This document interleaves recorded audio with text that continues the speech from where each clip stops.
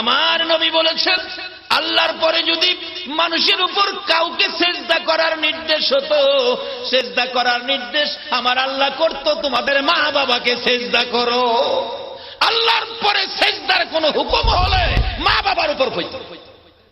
আজকে সেই মা বাবা চিনি না। মা বাবা দুনিয়ায় থাকতে খেদমতের নির্দেশ কোরআন শরীফে, কবরে গেলে দোয়ার নির্দেশ কোরআন শরীফে, আমার নবী হাদিস শরীফে মা বাবার গুরুত্ব দিয়ে ওয়াজ করেছেন। মা বাবা কি জিনিস প্র্যাকটিক্যালি নবী দেখাইয়া বুঝাইছেন। একদিন সাহাবীদের সাথে কথাবার্তা বলছেন, এমন সময় দুধ মা হালিমাতুস সাদিয়া আসতেছেন, আইসা বলতেছেন, বাবা আমি তোমার সাথে কিছু কথা বলবো।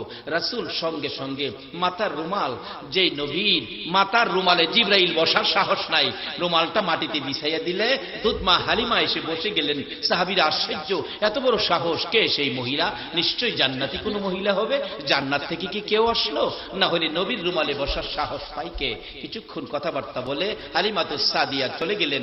নবীজি রুমাল মাথায়, সাহাবীরা ঘেরাও করেছে, ইয়া রাসূলুল্লাহ কে সেই মহিলা নবীর রুমালে বসে?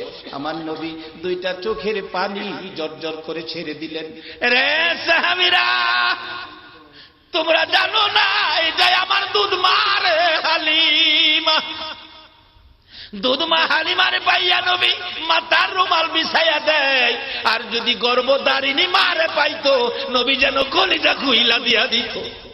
এই মা বাবা যার দুনিয়াতে আছে, খেদমত করো, কবর থাকলে দোয়া করো, এভাবে দোয়ার মাহফিল করো। মা বাবার মনে ব্যথা দিও না, দুঃখ দিও না। মক্কা মদিনার ইমাম হইয়া ও আল্লাহর জান্নাতে যাওয়া হবে না। মা বাবাই তোমার মসজিদ, মা বাবা তোমার মাদ্রাসা, মা বাবা তোমার মক্কা, মা বাবাই তোমার মদিনা, মা বাবাই হবে তোমার জান্নাত। মা বাবার সুতা পরিমাণ দুঃখ যেন কোন মা বাবাকে দেওয়া না হয়, সব আমল বরবাদ হয়ে যাবে। আসুন